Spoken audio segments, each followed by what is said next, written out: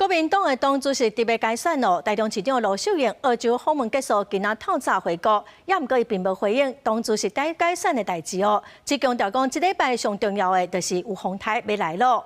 另外，民众党的党主席黄国昌嘛表态讲，伊会参加新北市长的选举哦，嘛讲在野党会当做伙来推出上强的人选。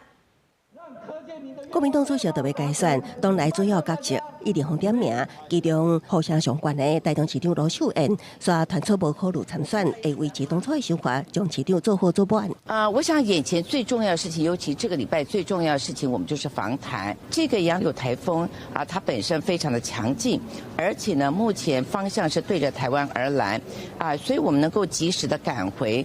罗秀燕回答只低调回应党主席选举问题，真正传出罗秀燕唯一顾虑是新北市长侯友宜拢无表态，爱等侯友宜态度明朗，摆脱后路竞争，才会对外说明。另外党内竞选，包括侯友宜、台北市长周万安、见到拿发起人刘孝康也拢很看好。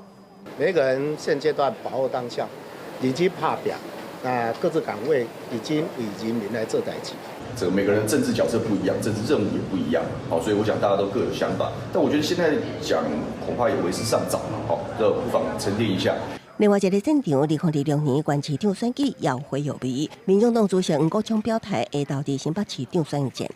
洗任权不会从天上掉下来。对啊，所以我才说你的位置是什么？第一个着眼的当然是2026年的县市长选举啊。我说我要让自己成为一个最好的选项，这个目标从来没有改变过。所以会投入这场选举，会新北市长选举是。黄国昌强调，接落来更加重要的战斗位就是摕到行政权，家己一直保持善意加诚意，唔要摆脱在野强推上强竞选。公视新闻采访报道。